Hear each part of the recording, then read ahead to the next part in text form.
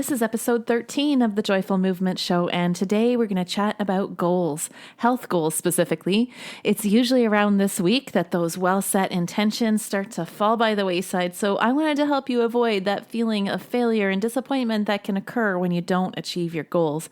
So if you're feeling like your willpower is starting to wane, stay tuned. Hi there. Welcome to the Joyful Movement Show. I'm your host, Kim Hagel, mom, recovering dieter, and founder of Radiant Vitality Wellness. As a personal trainer with my own story of body acceptance, I've seen firsthand how diet culture influences the fitness industry and the damage it causes the women I work with, keeping them on the start-stop cycle, struggling to find motivation. It's now my mission to empower women to break free from torturous exercise, restrictive eating, and body shame. Stick with me and I'll help you discover what moves you so that you can tap into that burning motivation deep inside yourself and experience joyful movement, peace with food, and feel confident in your own skin. Are you ready?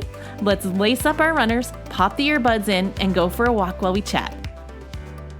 Hello, friends, and welcome back. And as I said in the introduction, I thought it would be a really good idea to talk about goals today because most of us set health goals at the start of the new year, but statistics show that 80% of those New Year's goals get abandoned by February. Usually it's around this week that they start to fizzle. So before we get there, I wanted to offer some golden nuggets and some strategies to help you. I know what a letdown it can be to see your well-set intentions start to fizzle out. I've had a love-hate relationship with goal setting myself over the years. I've always loved the idea of having goals and the hope of how achieving them would make me feel. But the implementation and completion of the goal was always so tough. And of course, that's super disappointing because the whole reason we set goals is we want to see some improvement in our life. We want to feel better about ourselves. So, we make this plan and we get started and we do the work. But the thing is, many of us are unprepared for how the plan is actually going to play out. And we haven't done the mindset work that's required to make the changes we've committed to. So when we fall short of our goal, it feels like failure. And that's what I want to chat about today so that I can help you rethink and recommit to your goals so you can actually get them to work for you. I know it's not just me who has had this struggle with goal setting. I've been a personal trainer and a registered holistic nutritionist for about 9 years. So in that role, I've worked with a lot of people and I've been a part of many goal setting conversations. Being in this industry almost across the board, people come to me with health goals of some sort, usually either to lose weight specifically or more generally to just get in shape or get healthier. And as their trainer, that's my job to help them achieve those health goals. Or at least I thought so until about a year ago when my own mindset and belief system started to change. But more on that in a little bit. Anyway, it's interesting though, because I started noticing very early on in my career that achieving goals seemed to be really tough for my clients too. Even though I was right there working alongside of them, supporting them, holding them accountable, still the vast majority of their goals went unmet. And it was super discouraging for me and devastating for them. And you know what? I thought that we were doing everything right. I'm sure you're all familiar with the whole SMART goal setting system. If you're not, it's an acronym that stands for specific, measurable, attainable, or action-oriented, realistic, and time-sensitive. And I'd make sure that I tested my clients' goals against that gold standard. So to use weight loss as an example, because that's what I would see the most often, that was the most common goal my clients had, we'd set a specific number. We'd outline the steps that needed to happen to get there. We'd make sure that it was realistic and achievable within the desired timeline. And I'd even go a step further and really dig down deep with my clients to make sure they had a compelling why. Because we're emotional human beings, and at the bottom of every goal we have is really a feeling that we're after. So we'd have this long conversation about why this goal was important to them, how it would improve their life, what would be available to them if they achieved the goal. They'd visualize how their life would look once they achieved the outcome, and they were committed. And so then we'd get to doing the work. We'd create the action plan, design the workouts, create the meal plan, map out all the steps to success. And they would jump in, get into action, all gung-ho and full of excitement and determination.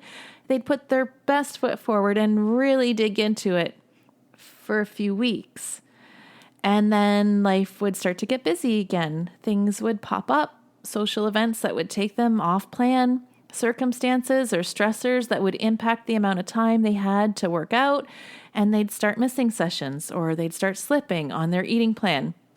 And eventually, they'd tell me they just plain ran out of willpower.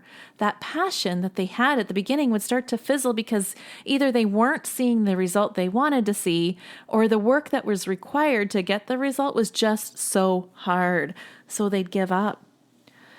Motivation and willpower would just give out, and the goal would be abandoned with the resulting feelings of failure, shame, and disappointment. I don't know if anything that I'm saying here sounds familiar to you too, but it seems that this struggle is pretty universal. According to a study from the University of Scranton, a whopping 92% of people who set New Year's goals never actually achieve them. And that stat holds for all goals, not just New Year's resolutions, because I don't like that word either, but I'm talking about all goals here. 90% don't get met. Now, I didn't understand what was going on at the time, but over the last year, I've done a lot of learning about behavior and our thoughts, and I began to question this whole system of goal setting and why it so universally fails us. I refused to believe that there was something wrong with my clients and me. We weren't the ones who were failing. We followed the system and we tried our best. I knew the system of goal setting itself had to be broken. So I set to work to find out where we were going wrong, and what I discovered after lots of research is that there is a fundamental flaw in the way that we traditionally set goals. SMART goals, you see, they focus on achieving an outcome. So maybe it's losing weight. Maybe it's something like running your first 5K, or maybe the outcome is even something entirely different, like getting a new job or a promotion. But you know what? We're totally barking up the wrong tree by chasing an outcome. And here's why. We're making the assumption that chasing this one thing is going to make us feel better, be happier, feel accomplished, be proud of ourselves. And if it doesn't, or we struggle along the way with motivation or willpower, that's when we quit. So that's our first mistake when we set goals. By chasing an outcome, we make the mistake in thinking that achieving that one thing, say it's weight loss, will result for sure in that desired feeling that we're after. Usually underneath that desire to lose weight, there's a hope that once you get there, you'll feel confident, you'll accept your body, you'll be happier, and then it'll solve the problems that you're having. But usually it doesn't. Often what occurs is the road to the goal is really challenging, difficult, and not enjoyable. So that's why we rely on willpower to get through. But if willpower fails us, then the goal gets abandoned. Or if we do stick with it and manage to drum up enough willpower to achieve our goal, the road to get there can be so hard, and we find that we don't actually feel the way we hoped we would when we do achieve the outcome. So then we revert to old patterns.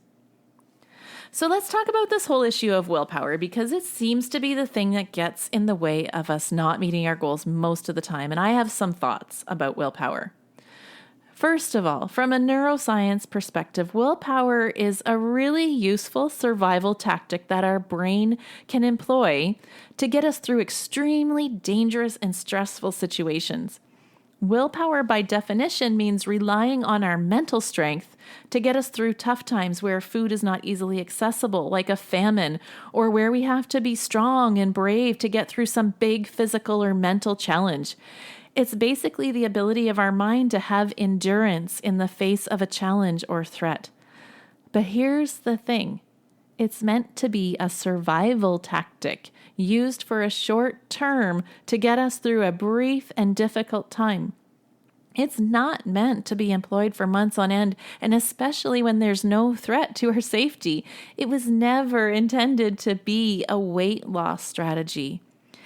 Essentially, when we employ willpower, we use it to rise above the negative thoughts and feelings that we're having about our actions that we're taking or this plan that we've committed to. We're hopeful that if we can rely on willpower long enough and get through this program, that we'll eventually achieve our goal and suddenly we'll miraculously feel better. We'll feel confident and happy and successful and proud and strong, and then we can go back to normal. But your brain's a lot smarter than that. It knows there's no threat to your survival. It knows that food is abundant, and it knows you're not being chased by a saber-toothed tiger, so there's no need to push yourself that hard at the gym. Your body also knows what's really threatening your well-being and survival. And perhaps that's a lack of calories or deficiencies in certain nutrients or a need for carbohydrates for energy or over-exercising, maybe a need for rest. That's where the cravings start to come in, or motivation starts to dwindle because you're fighting against your biology, engaging in action that you don't enjoy, hoping to create positive feelings through this negative action. And we've talked a few times about how that turns out. So in a nutshell, to summarize, we really misuse willpower to help us get through this thing that we hate, like dieting or punitive exercise, hoping that on the other side of it, we'll find this positive feeling of confidence, happiness, pride, self-acceptance that we're after by achieving this particular outcome. And I'm going to stick with that weight loss example. I hope you can start to see the connection here, see why it's not you failing when the willpower runs out. So let's talk about the second mistake we make when it comes to goal setting. And that's our whole mindset or motive behind the goal.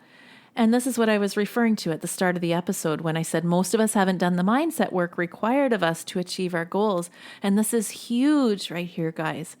The biggest mistake we make with goal setting is we approach goals as a way to solve our problems or to fix ourselves.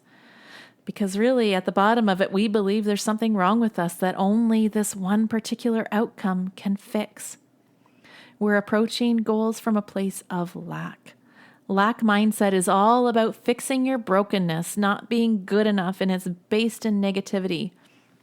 On the other hand, having an abundance mindset is about wanting to enhance the amazing person you already are, wanting to grow. It's a knowing that you're already enough, and it's rooted in positivity. Success with goals or anything in life really comes from a mindset of abundance, not lack.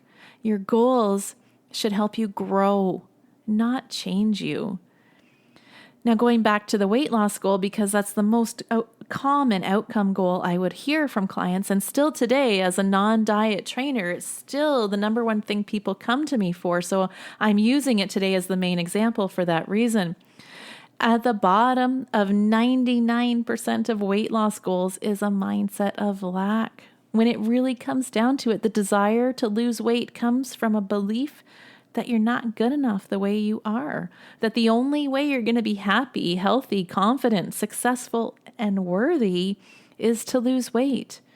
You're trying to fix this broken part of you through any means possible, whether that's restriction, punishment, deprivation, and employing willpower. It was true for me. I didn't know it at the time, but I did it, and it's been true for all the clients that I've worked with. And here's the thing.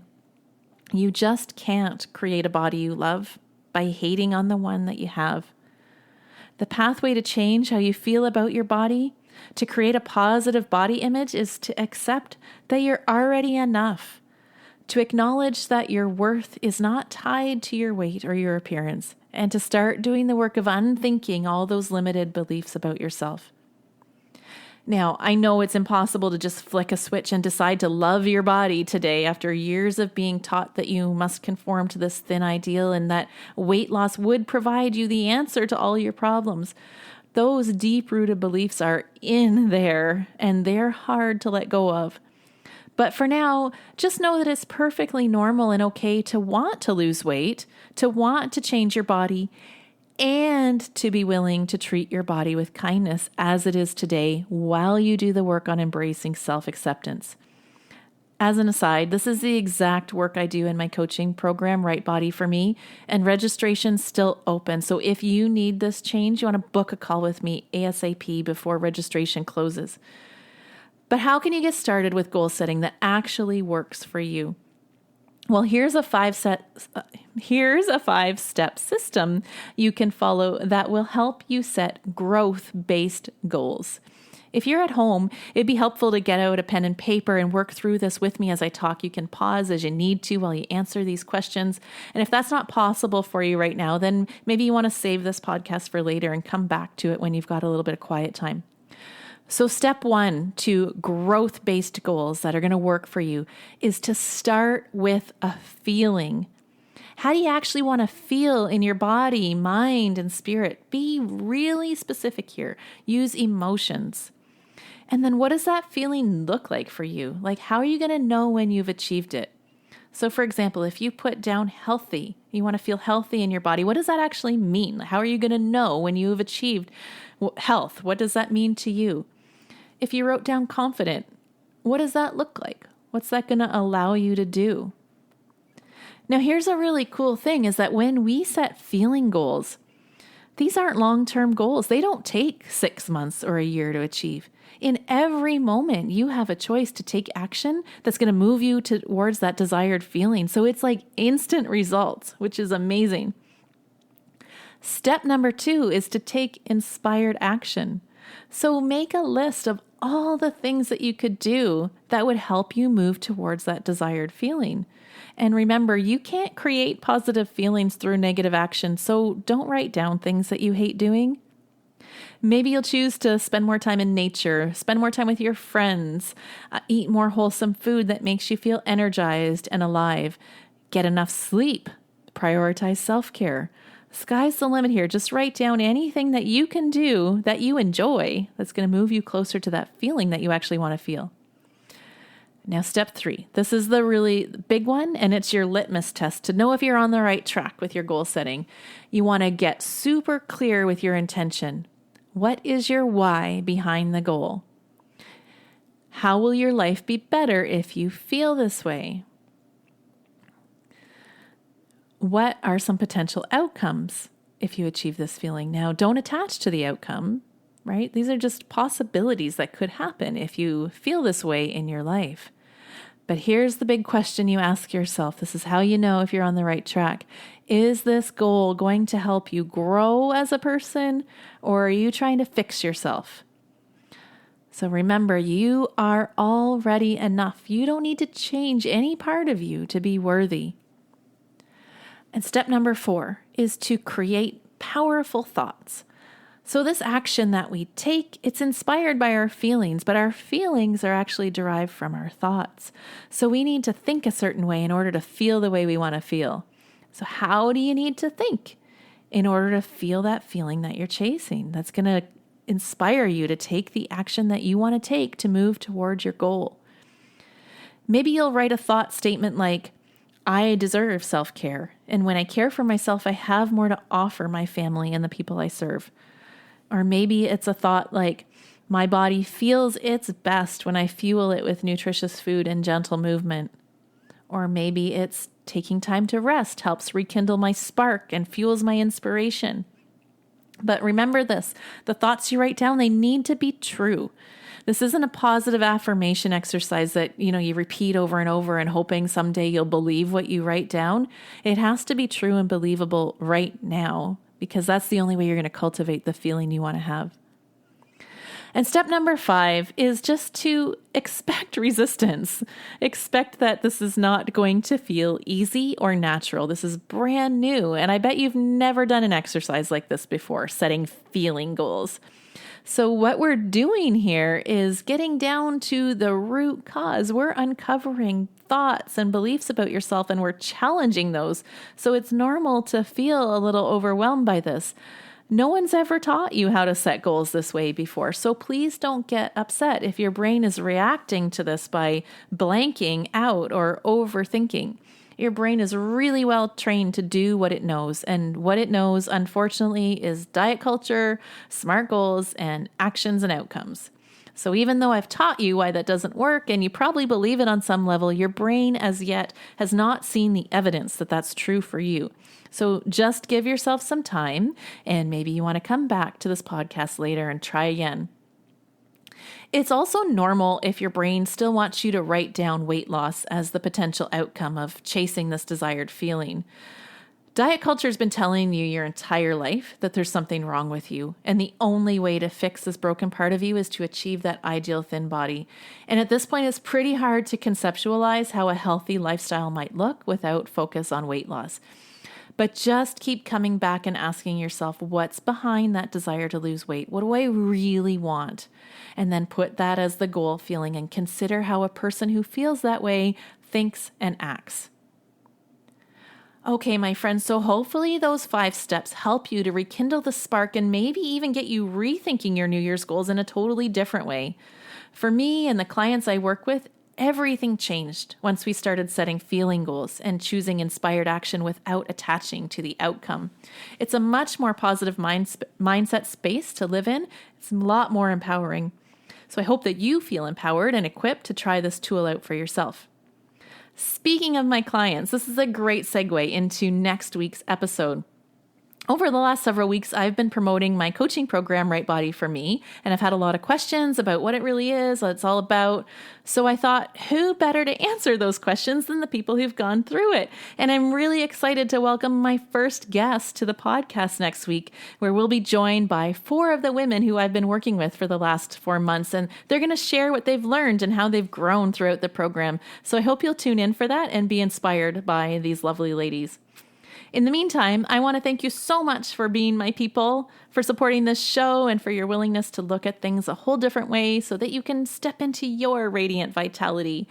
If you want to stay in touch, you can follow me on Instagram or Facebook at Radiant Vitality Wellness, or you can visit my website to learn how to work with me. And the link is www.radiantvitality.ca, and that's also in the show notes.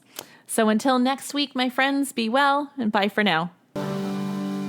Hey. Before you go, I just want to tell you how grateful I am for you. It means the world to me that you're part of our Radiant Vitality community. I've got a free gift for you. Head on over to my website and download The Motivation Secret, the simple mindset shift that will get you off the start-stop cycle for good. The link is in the show notes. And hey, if you enjoy this podcast, the greatest gift you could give me is to leave a review or share this episode with a friend. Your shares and reviews help move our show up the rankings on the podcast directories so that it can be seen by more women just like you who are ready for something different with fitness. Bye for now, friend.